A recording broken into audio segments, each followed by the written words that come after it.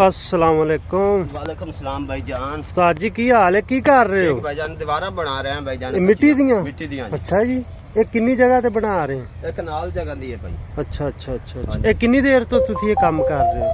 ये तकरीबन 40 साल हो गया काम। अच्छा। हाँ जी। ओहो, ये पिछो विरासती काम चल रहा है? रास्ते दादे परदादे तो काम है जी। हाँ जी। फिर तो ਤੁਹਾਡਾ बड़ा तजर्बा होना है। तजर्बा बहुत है माशाल्लाह। देखो जी दीवार। ये किन्ने फुट दी है?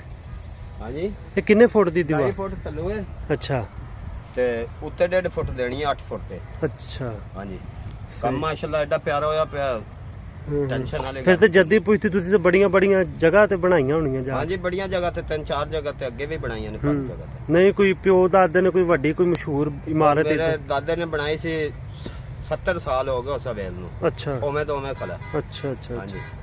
सही। ਇਹਦੇ ਵਿੱਚ ਚੋਰ ਬਹਿ ਜਾਵੇ ਨਾ ਸੰਨ ਲਾਵਣ ਸਾਰੀ ਰਾਤ ਉਹਦੇ ਕੋਲ ਸੰਨ ਨਹੀਂ ਲੱਗਦੀ। अच्छा चोर यानी इन्हें तोड़ नहीं ਹਾਂਜੀ। सकता।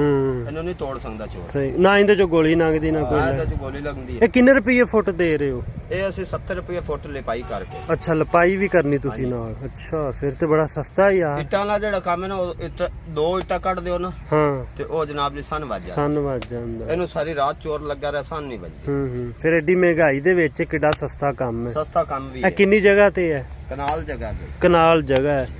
कनाल जगह वकलन लग्या भी इट्टां बजरी सीमेंट दा बड़ा खर्चा आ जांदा। ਅਗਰ ਤੁਸੀਂ ਬਣਵਾਉਣੀ ਹੋਵੇ ਫੋਨ ਨੰਬਰ ਲਿਖ ਲਓ, ਰਾਬਤਾ ਨੰਬਰ ਲਿਖ ਲਓ। नंबर आपदा दे दियो। 0303 8783 781। केड़ी जगह ते रहाइश है? ਵਿਆੜੀ ਤੋਂ 27 ਬੈਠੇ। अच्छा अच्छा ना की ਤੁਹਾਡਾ? मोहम्मद काशिफ भाई आसिफ कारीगर। अच्छा अच्छा बस सही हो गया। बेलचे देवन वाला काशिफ। अच्छा बेलचा देने वाला कश। ये मशहूर ना ਤੁਹਾਡਾ। ਹਾਂਜੀ, बड़ी जबरदस्त बना रहे हो यार।